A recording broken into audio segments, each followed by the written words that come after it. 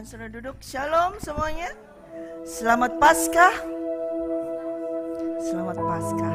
Kidsnya di mana? Jadi satu supaya saya bisa lihat. Di depan sini, duduk di depan kids. Saudara, kita hari ini merayakan Paskah. Amin. Haleluya, puji Tuhan. Kalau kemarin baru kita merayakan hari kematian daripada Tuhan Yesus Kristus, ya. Dan kita bersyukur kalau hari ini semua hadir di sini, termasuk kids semua. Ada kids semua maju di depan, jadi kosong.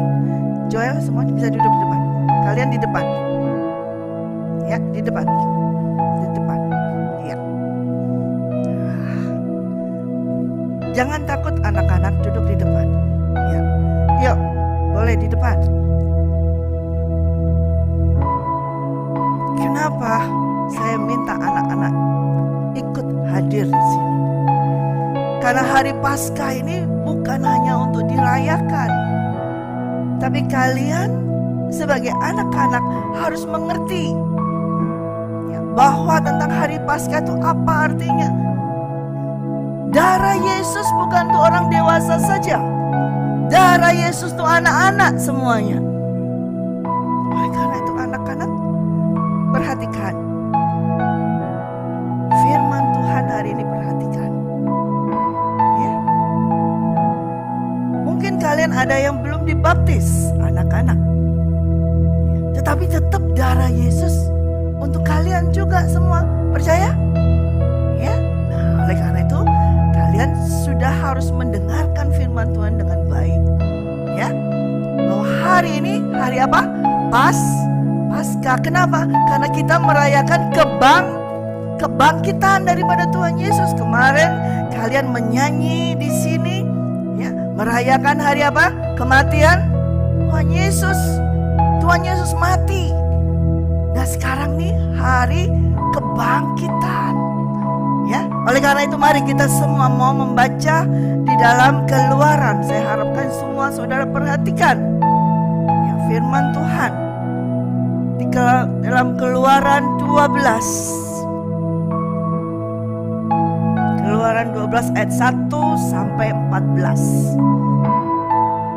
Keluaran 12 ayat 1 sampai 14. Berfirmanlah Tuhan kepada Musa dan Harun di tanah Mesir, bulan inilah akan menjadi permulaan segala bulan bagimu. Itu akan menjadi bulan pertama bagimu tiap-tiap tahun. Katakanlah kepada segenap jemaah Israel, pada tanggal 10 bulan ini diambillah oleh masing-masing seekor anak domba menurut kaum keluarga, seekor anak domba untuk tiap-tiap rumah tangga. Tetapi jika rumah tangga itu terlalu kecil jumlahnya untuk mengambil seekor anak domba, maka ia bersama-sama dengan tetangganya yang terdekat ke rumahnya haruslah mengambil seekor menurut jumlah jiwa. Tentang anak domba itu, kamu buatlah perkiraan menurut keperluan tiap-tiap orang. Anak dombamu itu harus jantan, tidak bercelah, berumur setahun. Kamu boleh ambil domba atau kambing. Kamu harus mengurungnya sampai hari yang ke-14 bulan ini. Lalu seluruh jemaah Israel yang berkumpul haruslah menyembelihnya pada waktu senja. Kemudian dari darahnya haruslah diambil sedikit dan dibubuhkan pada kedua tiang pintu dan ambang atas pada rumah-rumah di mana orang memakannya. Dagingnya harus dimakan mereka pada malam itu juga. Yang dipanggang mereka harus makan dengan roti yang tidak beragi beserta sayur pahit. Janganlah kamu memakannya mentah atau direbus dengan air. Hanya dipanggang di api, lengkap dengan kepalanya, betisnya, dan isi perutnya. Janganlah kamu tinggalkan apa-apa dari daging itu sampai pagi. Apa yang tinggal sampai pagi kamu bakarlah habis dengan api. Dan beginilah kamu memakannya: pinggangmu berikat, kasut pada kakimu, tongkat di tanganmu, buru-burulah kamu memakannya. Itulah Paskah bagi Tuhan. Sebab pada malam ini aku akan menjalani tanah Mesir, dan semua anak sulung dari anak manusia sampai anak binatang akan kubunuh. Dan kepada semua Allah di Israel akan kujatuhkan hukuman. Akulah Tuhan. Dan darah itu menjadi tanda bagimu pada rumah-rumah di mana kamu tinggal. Apabila aku melihat darah itu, maka aku akan lewat daripadamu. Jadi tidak akan ada tulah kemusnahan di tengah-tengah kamu apabila aku menghukum tanah Mesir. Hari ini akan menjadi hari peringatan bagimu. Kamu harus merayakannya sebagai hari raya bagi Tuhan turun-temurun. Kamu harus merayakannya sebagai ketetapan untuk selamanya. Katakan amin. Nah, hari Paskah, Tuhan sudah menentukan jauh sekali waktunya tentang hari Paskah, yaitu diambil ketika bangsa Israel dibebaskan dari Mesir. Ya, itu Tuhan sudah menyediakan. Allah Bapa sudah menyiapkan hari Paskah ini. Hari ini kita merayakannya, betul saudara? Tapi ternyata ini sudah disediakan oleh Tuhan jauh banget waktu Paskah ini. Ya, semuanya sudah disiapkan. Dan pada saat itu Tuhan perintahkan untuk mempersembahkan domba yang berumur 1 tahun, yang tak bercacat, tak bercelah. Domba yang tak bercacat, tak bercelah dikorbankan, kemudian darahnya diambil. Dan darahnya ini harus dibubuhkan di setiap pintu rumah mereka, di palang pintu rumah mereka. Dan dagingnya akan dipanggang, kemudian mereka makan. Kenapa darahnya harus ditaruh di palang pintu?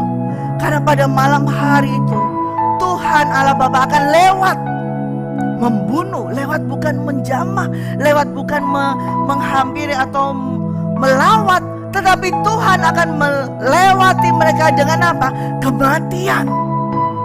Anak sulung, baik itu manusia maupun domba maupun binatang, anak sulung, anak yang pertama mati karena Tuhan Allah Bapa melewatinya. Namun ketika Tuhan Allah Bapa melihat ada tanda darah anak domba, maka rumah orang-orang Israel itu terlewatkan. Tidak ada yang mati. Dari keluarga orang Israel tidak ada yang mati. Binatang pun tidak, manusia pun tidak, sekalipun mereka anak sulung tidak mati. Dan itu menjadi tanda bahwa itulah Paskah bagi Tuhan yang harus kita rayakan setiap tahun. Nah, bangsa Israel pada saat itu merayakan setiap tahun. Mereka merayakan dengan apa? Mempersembahkan domba. Ya, setiap tahunnya mereka mempersembahkan domba. Sampai pada waktu yang sudah ditentukan oleh Tuhan. Ya, sampai pada waktu yang sudah ditentukan Tuhan. Sehingga kemarin kita merayakannya. Yaitu ketika pada hari Jumat Agung. Kita sudah, siapa yang mendengarkan firman Tuhan kemarin? Ya, bahwa saya menyampaikan 6 hari sebelum Paskah Tuhan diurapi oleh Maria. Kemudian 3 hari sebelum Paskah Tuhan masuk ke Yerusalem. Ya, masuk ke Yerusalem dengan naik apa? Keledai. Ya, kemudian sudah masuk. Nah, mulailah di situ Tuhan sudah mulai masuk dalam masa-masa penganiayaan. Sampai akhirnya Tuhan ditangkap. Ya, mereka semua menangkap. Mereka semua apa? Membunuh Tuhan dan menaruhnya di kayu salib. Dan 3 hari sebelum Paskah Tuhan Yesus mati di kayu salib. Jadi hari ini kita merayakan kebangkitan Tuhan. Hari yang sudah disediakan oleh Tuhan Allah Bapa jauh sebelum itu, sekitar 2000 tahun lebih Allah Bapa sudah menetapkan pada saat nanti hari Paskah. Sudah tidak ada lagi domba yang harus disembelih. Tidak perlu lagi kambing domba yang harus disembelih. Tapi yang ada adalah apa? Satu-satunya anak domba Allah. Nah, ketika anak domba Allah itu tersembelih, dipaku, darahnya mengalir keluar. Darah itu seperti yang tadi kita baca, kalau orang Israel harus membubuhkan di atas ambang pintu, menjadi tanda supaya Tuhan melaluinya. Nah, sekarang darah Yesus sudah tercurah bagi setiap orang yang percaya kepadanya. Maka darah itu menjadi tanda di dalam kehidupannya. Ya. Saudara semua percaya kepada Tuhan Yesus Kristus? Kau percaya bahwa Yesus adalah anak Allah? Percaya bahwa Yesus adalah Tuhan dan Juru Selamat? Percaya kalau Tuhan Yesus sudah mati? Dan percaya kalau Tuhan Yesus sudah bangkit? Amin. Tandanya apa? Ada darahnya di dalam tubuhmu, di dalam kehidupanmu. Ketika engkau menerima Yesus Kristus, ketika engkau percaya kepadanya, itu sudah ada tanda yang dibubuhkan, yaitu apa? Darahnya sudah dicurahkan di atas dirimu. Amin. Anak-anak juga, bukan hanya orang dewasa saja, namun setiap orang yang percaya. Yang kalian di sini anak-anak, sekalipun ada yang belum dibaptis, tapi percaya kepada Tuhan Yesus Kristus. Percaya? Nah, berarti ada darahnya di dalam kehidupanmu. Amin. Ada darahnya sudah di-apply, sudah ditaruh, dibubuhkan di dalam tubuhmu dan kehidupanmu. Sehingga malaikat maut itu melewatimu. Amin. Dan engkau tidak dijamah, engkau tidak terjamahkan oleh iblis. Amin. Yesus mati, harus mati, dan darahnya harus tercurah. Darahnya harus tercurah sampai habis, supaya darah yang tercurah itu dibubuhkan di setiap orang yang percaya kepadanya. Dan ketika iblis melewatinya, iblis harus mati. Maut itu harus mati. Iblis maut itu harus melewati setiap manusia. Namun manusia yang sudah ada tanda darah Yesusnya tetap mengalami hidup. Amin. Karena apa? Yesus pun hidup. Tuhan Yesus hidup. Amin. Kalau Tuhan Yesus hidup, maka setiap orang yang percaya kepadanya juga akan mengalami kehidupan. Amin. Jadi Paskah ini sudah disediakan waktu yang tepat dari Allah Bapa, menunggunya. Dan hari ini saudara berkali-kali mungkin saudara merayakan Paskah. Saudara sudah tidak perlu lagi menyembelih domba, kambing. Tidak perlu lagi mengkorbankan binatang lagi. Karena hanya satu yang sudah dikorbankan, yaitu anak Allah tersebut, anak domba Allah. Dia sudah dikorbankan. Lalu kalau dia sudah mati dan hari ketiga dia hidup, dia sudah memberitakan, aku akan mati, namun pada hari yang ketiga aku akan bangkit. Dan betul, pada hari yang ketiga ia bangkit. Karena itu hari ini setiap dari kita yang percaya kepadanya, kita hidup bersama dengan Tuhan Yesus. Amin. Live with Him. Kita hidup bersamanya. Coba kita buka di dalam 2 Timotius. 2 Timotius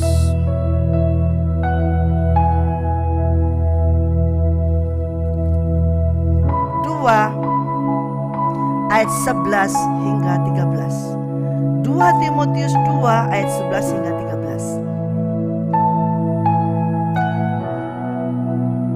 Benarlah perkataan ini, jika kita mati dengan Dia, kita pun akan hidup dengan Dia. Jika kita bertekun, kita pun akan ikut memerintah dengan Dia. Jika kita menyangkal Dia, Dia pun akan menyangkal kita. Jika kita tidak setia, Dia tetap setia, karena Dia tidak dapat menyangkal dirinya. Ayo kita ulang, kita membacanya bersama-sama. 1, 2, 3. Benarlah perkataan ini, jika kita mati dengan Dia, kita pun akan hidup dengan Dia.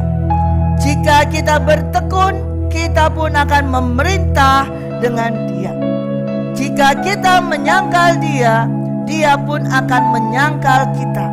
Jika kita tidak setia, Dia tetap setia, karena Dia tidak dapat menyangkal dirinya.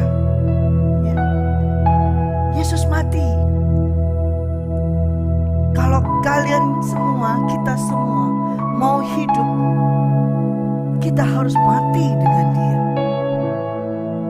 Kalau kita tidak mati dengan Dia, maka kita tidak akan bisa hidup dengan Dia. Yesus mati di kayu salib, ya. Cuman hanya Yesus yang sanggup mati di kayu salib. Tapi kita semua harus mati juga di kayu salib. Tapi bukan salib yang disalibkan, yang dipakai oleh Tuhan Yesus. Tapi ketika kita percaya kepadanya, kemudian kita dibaptis, kita ditenggelamkan, itu artinya kita mati bersama dengan Dia. Kita mati, segala dosa kita kubur, kita mati. Dan ketika Yesus Kristus dibangkitkan pada hari ketiga, maka kita pun bangkit. Kita akan beroleh hidup yang baru, hidup bersama dengan Yesus Kristus. Tetapi kalau kita tidak mau mati dengan Dia, maka kita tidak akan bisa hidup dengannya.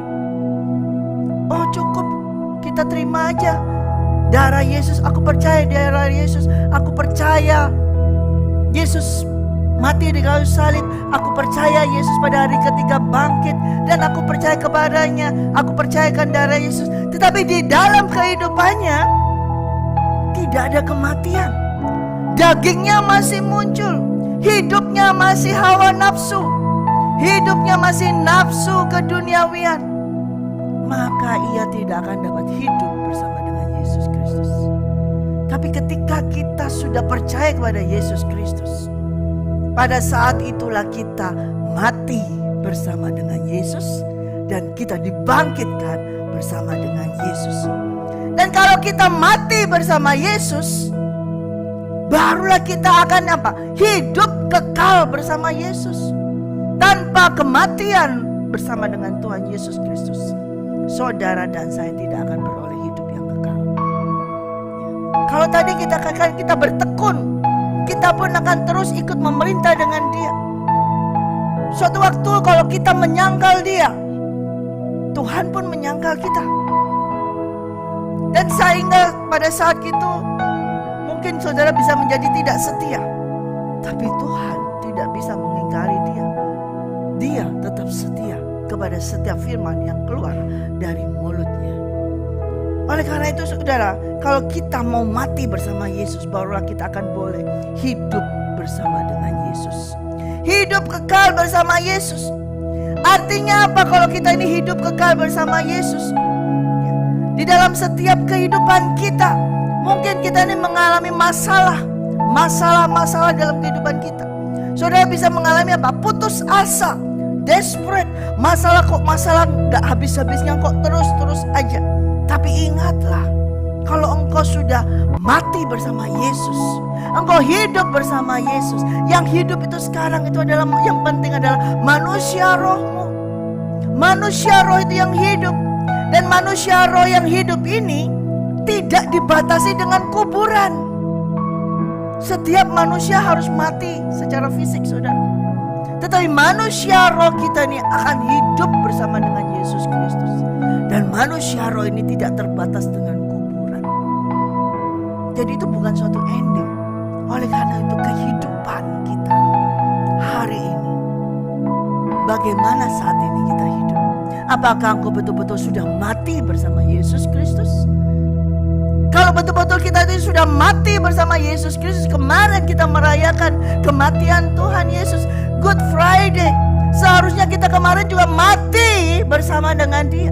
Dan hari ini Yesus bangkit dan kita semua juga harus bangkit bersama dengan Yesus Kristus. Artinya ketika bangkit sudah tidak ada lagi manusia lama kita. Yang bangkit adalah manusia roh kita. Manusia yang baru. Bukan manusia yang masih lama. Kebiasaan yang masih lama. Hidup-hidup yang masih lama. Tidak akan bisa. Dan kalau kita mati bersama Yesus, kita hidup bersama Yesus. Tadi hidup kekal selama-lamanya. Selain itu kita juga akan memerintah bersama dengan Yesus. Memerintah bersama dengan Yesus bukan memerintah orang, tidak. Kita memerintah bersama dengan Yesus Kristus, memiliki kehidupan setelah kematian. Kalaupun kita harus mati, ya, mati mengalami kematian secara fisik, ada kehidupan, dan di dalam kehidupan itu kita memerintah bersama dengan Yesus Kristus. Ini penting. Kalau kita tidak hari ini mati bersama dengan Yesus dan dibangkitkan bersama dengan Yesus, maka kita akan terpisah dengan Tuhan Yesus Kristus. Dan kehidupan kalau terpisah dengan Tuhan itu sangat menyedihkan, saudara. Sangat-sangat menyedihkan. Bila kita hidup tanpa Tuhan Yesus, itu sangat menyedihkan. Bila kita hidup tanpa Roh Kudus, itu sangat menderita, sangat menyedihkan. Dan ketika kita hidup kekal bersama dengan Tuhan Yesus, memerintah selama-lamanya dengan Tuhan Yesus. Dan bukan hanya itu aja, kita mengalami apa? Kasih-Nya yang luar biasa, itu selama-lamanya. Kita tetap harus mati terlebih dahulu. Tanpa mati bersama Yesus, kalau kita tidak mau mati, maka kita tidak akan hidup. Kita buka di dalam Roma 6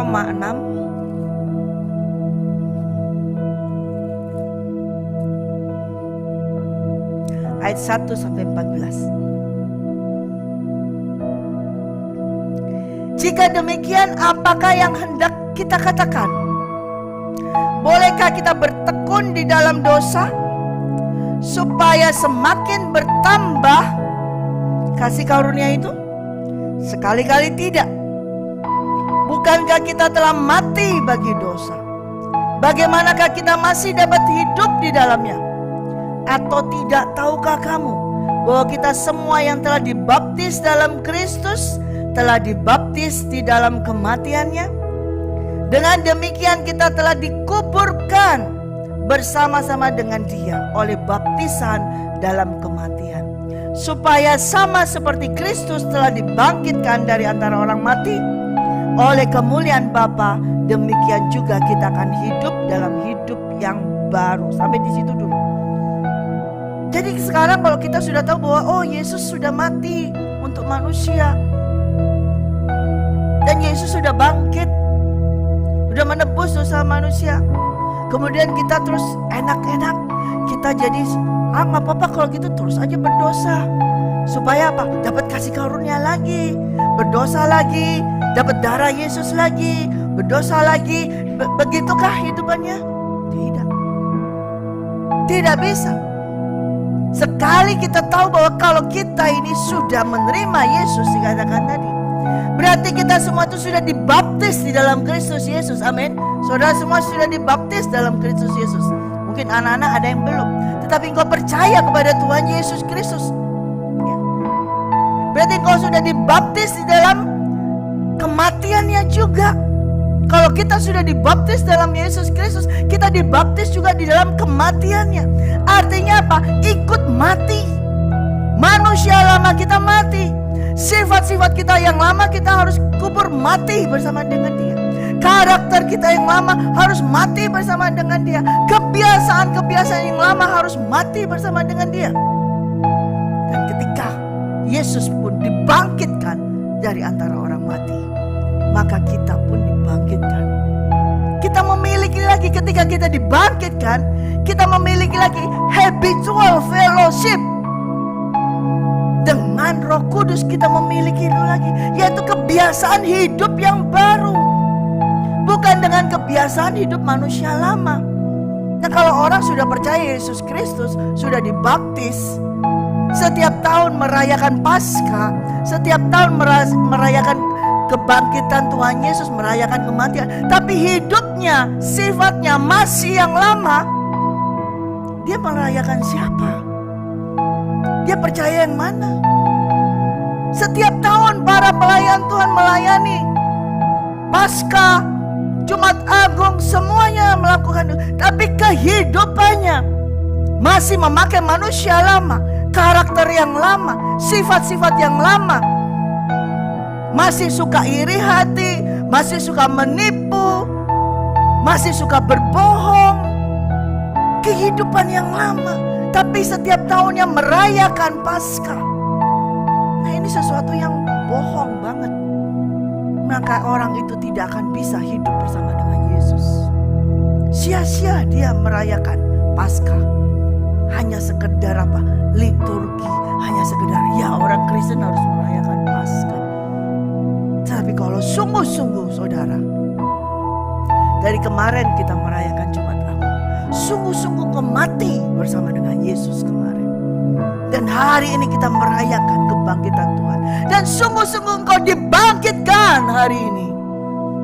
Ketika engkau dibangkitkan, bukan karaktermu yang lama lagi, bukan sifat-sifatmu yang lama lagi, bukan mindsetmu yang lama lagi, bukan gaya hidupmu yang lama lagi yang masih tetap kau hidupi, tetapi suatu kehidupan yang baru, karakter yang baru bersama dengan Kristus, sifat-sifat yang baru bersama dengan Kristus Yesus.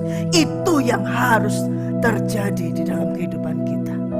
Dan itulah baru dikatakan live with Him.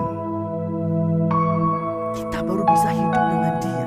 Tapi kalau karakter kita masih yang lama, bohong, sia-sia engkau melayani, sia-sia engkau mengangkat tangan tinggi-tinggi. Tapi kalau sifat-sifat masih yang lama yang kau pakai, masih pakai pakaian yang lama, masih dengan segala kebiasaan yang lama, gak ada gunanya. Kita lanjut lagi. 5. Sebab jika kita telah menjadi satu dengan apa yang sama dengan kematiannya, kita juga akan menjadi satu dengan apa yang sama dengan kebangkitannya. Jadi ketika Yesus mati, saudara, betul-betul dia itu mati loh. Bukan bohong-bohongan loh Tuhan Yesus mati itu. Tuhan Yesus betul-betul mati. Habis betul-betul gitu seperti itu, betul-betul mati.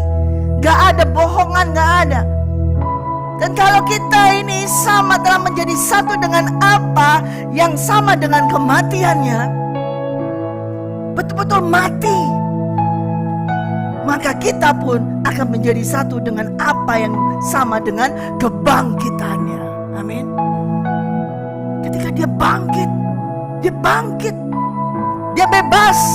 Manusia rohnya bangkit bebas, dan dia bangkit menjadi yang sulung, yang pertama.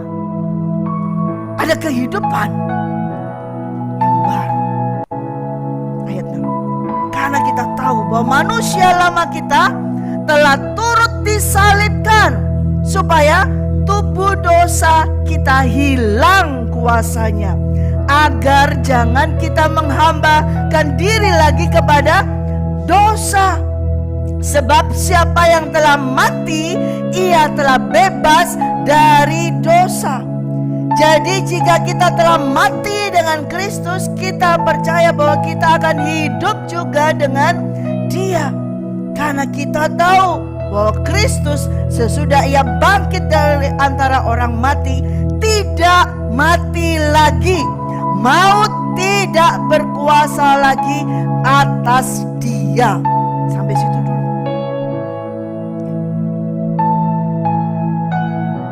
Ketika kita turut disalibkan, manusia lama kita juga ikut disalibkan.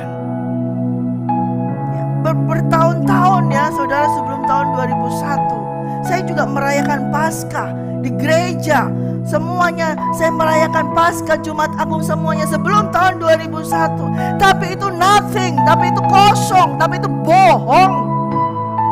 Karena setelah itu saya hidup dalam dosa lagi. Saya hidup dalam dosa lagi.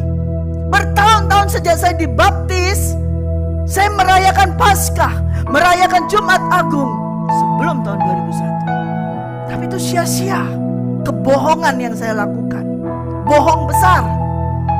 Perayaan segala macam, bikin drama semua, saya bikin itu semua. Itu bohong. Saya melakukan kebohongan, tidak ada gunanya. Karena apa? Saya nggak betul-betul mati. Saya tidak betul-betul meninggalkan manusia lama. Saya tidak betul-betul mati meninggalkan dosa saya. Saya masih hidup di dalam dosa saya. Nah, itu kebohongan besar yang saya lakukan. Saya menipu surga. Saya menipu Tuhan. Bertahun-tahun saya lakukan itu. Sia-sia di gedung gereja yang besar. Banyak perayaan yang saya lakukan. Saya buat semua acara bagus-bagus. Tapi semua itu kosong, bohong. Saya seorang penipu. Tidak ada gunanya. Tapi sejak tahun 2001, saya baru memahami bahwa saya harus mati bersama dengan Yesus Kristus. Ketika Yesus mati, saya harus mati. Dan ketika Yesus bangkit, saya akan dibangkitkan. Baru setelah itu, arti Paskah ini betul-betul seperti yang Tuhan desain untuk kita. Tuhan sudah menentukan jauh tadi sejak zaman Musa dengan bangsa Israel keluar dari Mesir.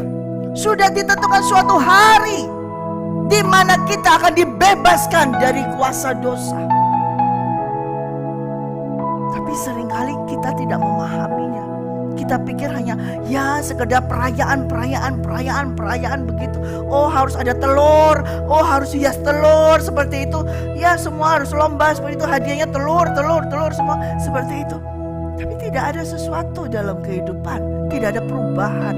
Tetap manusia lama, tetap jahat, tetap berbuat dosa. Apa gunanya? Tapi saya harap hari ini adalah Paskah yang pertama di dalam kehidupan. Sekalipun kau sudah berkali-kali merayakannya, pakai hari ini Paskah yang pertama di dalam kehidupan. Karena artinya Paskah itu Passover. Passover berarti apa? Dilewatkan, melalui. Tadi sudah baca kita di dalam Keluaran, Tuhan katakan mulai bulan ini menjadi yang the first, yang awal. Bulan April ini seharusnya menjadi bulan yang awal dari bulan-bulanmu yang berikutnya. Karena awal apa? Awal permulaan suatu kehidupan baru. Kamu sudah dilepaskan, dibebaskan, dilalukan dari maut. Dan itu menjadi the new beginning, sesuatu yang baru di dalam kehidupanmu. Itu artinya Paskah. Dan Paskah yang kita rayakan tidak pernah keluar dari bulan April. Mau berapa tahun pun memang itu hari bulan yang sudah Tuhan tentukan, yaitu April. Dan ini menjadi bulan yang pertama. Menjadi artinya apa? Awal sesuatu yang baru. Kalau hari ini saudara merayakan Paskah, amin, besok adalah kehidupan yang baru di dalam kehidupan. Bahkan jangan tunggu besok, hari ini adalah kehidupan yang baru dalam kehidupanmu. Karena engkau dibangkitkan, karena engkau sudah dilewatkan, diubahkan, ditebus, bahkan lagi menjadi sesuatu yang baru, menjadi seorang yang baru lagi. Harusnya kehidupan kita menjadi baru. Setiap Paskah kita rayakan, kita harus jadi baru. Setiap Paskah yang kita rayakan jadi baru lagi. Setiap Paskah jadi baru lagi. Setiap Paskah jadi baru, jadi baru, jadi baru, terus menerus. Diperbarui. Ya. Nah, itu supaya kita ini hidup bersama dengan Dia, hidup terus menerus dengan Dia. Ya. Jangan sampai kita ini sekarang ini masih hidup kayak gini.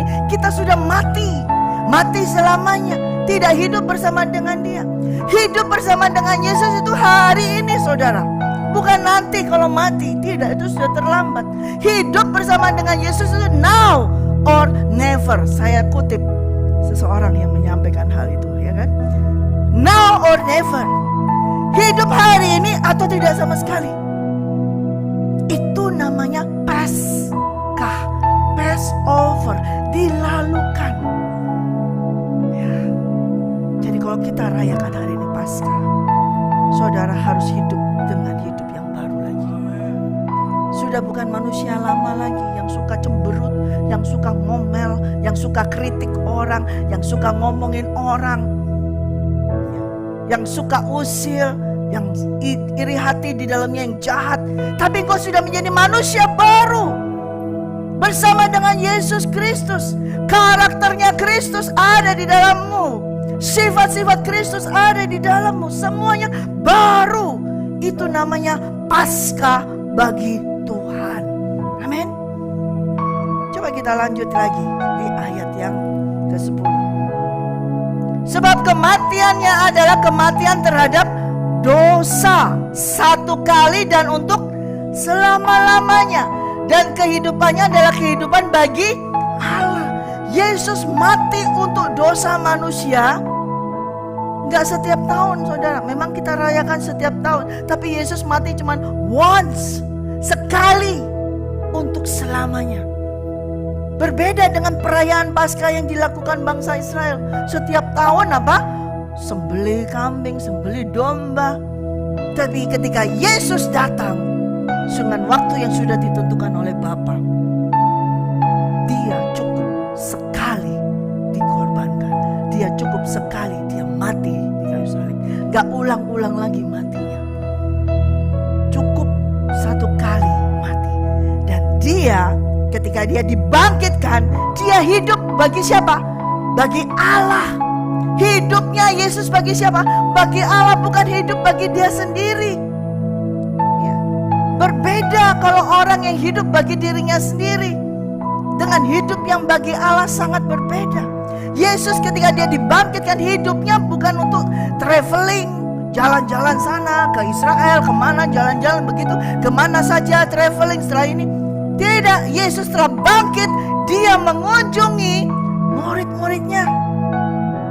Dia menyelesaikan tugas yang Tuhan perintahkan kepadanya. Sampai Dia setelah itu selesai dan Dia bangkit. Dia terus naik. Hidupnya hanya untuk Bapanya. Jadi ketika kita mati bersama dengan Yesus Kristus, maka kita akan hidup bersama dengan Yesus Kristus. Amin. Dan hidup kita yang kita hidupi bukan untuk kita, tapi untuk siapa? Untuk Tuhan Allah Bapa. Kita harus hidup dengan Dia. Live with Him. Ya. 11.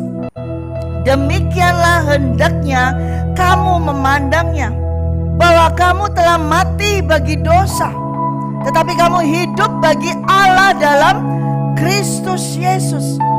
Sebab itu hendaklah dosa jangan berkuasa lagi di dalam tubuhmu yang fana, supaya kamu jangan lagi menuruti keinginannya.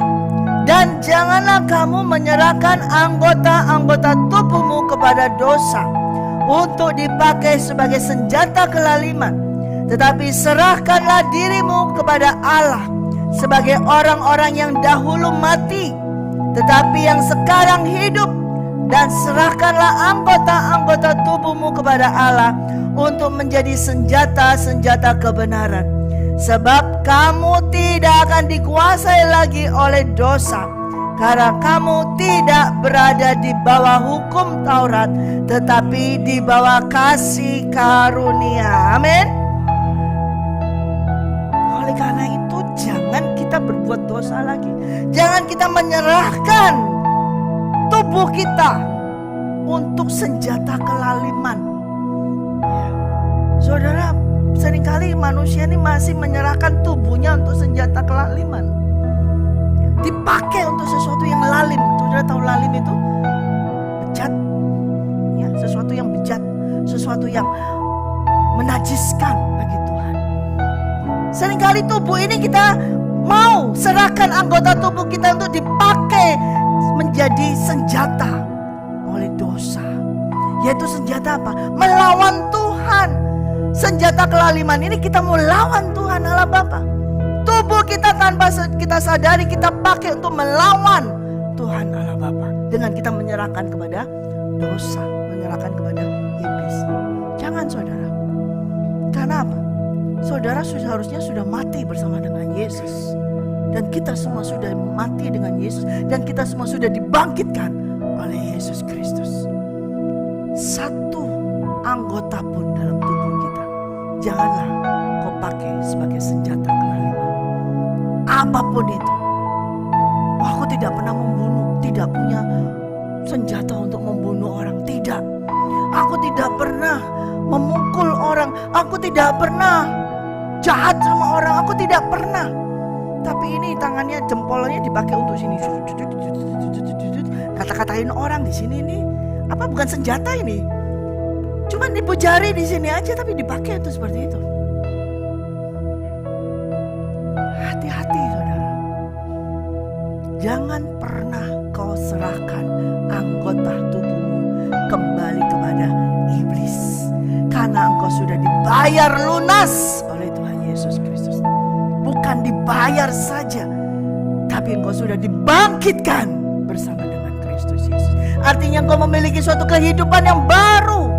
Hidup yang baru, bukan yang lama lagi. Hidup yang baru. Manusia lama kita ikut mati bersama dengan Yesus Kristus. Dan kita tahu bahwa manusia yang baru ini terus-menerus akan diperbarui. Jadi bagaimana sekarang? Bagaimana kita mengenakan hidup baru? Bagaimana kita harus bangkit ini bagaimana? Ya, apa yang harus kita kerjakan untuk kita ditahu? Apa sih yang dimaksud kalau hidup di dalam bersama dengan Yesus, setelah mati dalam Yesus, hidup bersama Yesus itu seperti apa? Kita buka di dalam Kolose 3.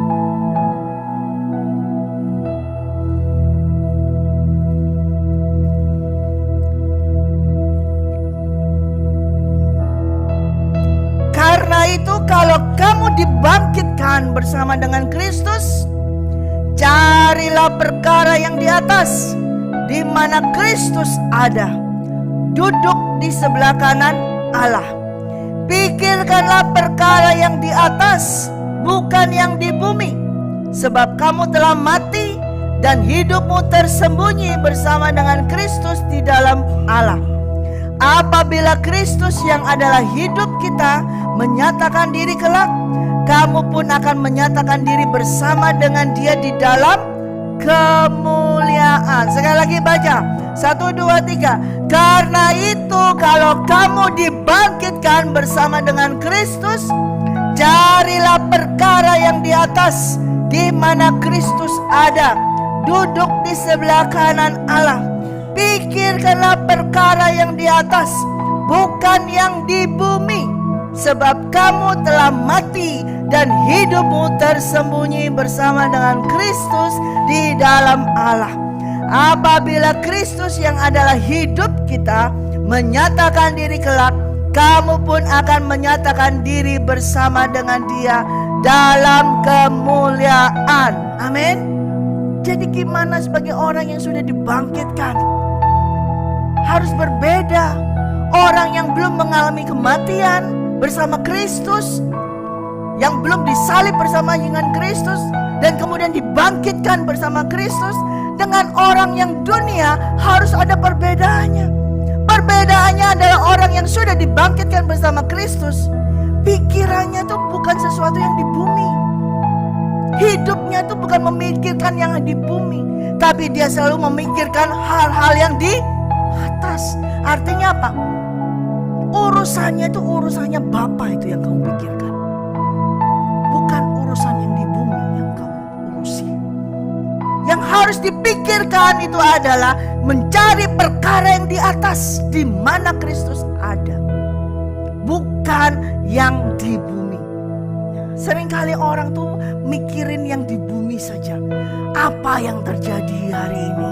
Hari ini bagaimana? Hari ini yang di bumi ini. Tidak pernah memikirkan apa yang Tuhan pikirkan. Tidak pernah memikirkan apa yang akan Tuhan kerjakan. Tidak pernah memikirkan apakah yang menyenangkan Tuhan. Tidak pernah memikirkan hal tersebut. Hanya memikirkan supaya hari ini saya senang, supaya hari ini saya kenyang, supaya hari ini dapat semuanya. Hanya memikirkan yang di bumi. Saudara, buktinya kalau saudara dibangkitkan bersama Kristus, saudara tidak lagi memikirkan hal-hal yang di bumi. Saudara terus-menerus memikirkan tentang perkara yang di atas, di mana Kristus duduk di sebelah kanan Allah Bapa. Tapi kalau kau masih hanya orientasinya di bumi ini, ya, hanya apa things yang ada di sini saja, berarti engkau belum dibangkitkan oleh Kristus Yesus. Kau masih hidup dengan manusia lamamu. Kau masih hidup dengan gaya hidupmu yang lama. Kau masih hidup dengan sifat-sifatmu yang lama. Kau masih hidup dengan segala kebutuhanmu yang lama. Manusia yang baru kebutuhannya bukan hanya secara fisik saja, tapi manusia yang baru kebutuhan terutama adalah tentang roh Allah itu sendiri. Itulah kebutuhan utama daripada manusia yang sudah dibangkitkan. Loh, saya belum dibangkitkan, saya belum mati. Tidak. Ketika engkau menerima Yesus Kristus, engkau seharusnya mati bersama Yesus Kristus. Dan kalau engkau mati bersama Yesus Kristus di kayu salib, engkau pun akan bangkit bersama Yesus Kristus pada hari ketiga. Manusiamu yang dibangkitkan. Hidupmu adalah hidup yang baru, bukan yang lama lagi. Dan ketika hidup yang baru itu, maka apa? Pola pikirmu juga akan menjadi yang baru. Kau tidak memikirkan hal-hal yang sementara. Yang di bumi ini sifatnya adalah sementara.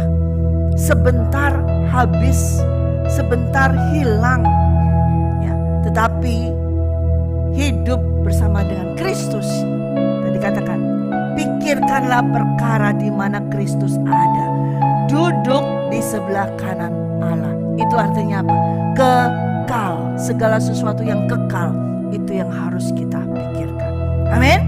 Saudara hidup bersama dengan Yesus. Amin. Saudara harus mati bersama dengan Yesus.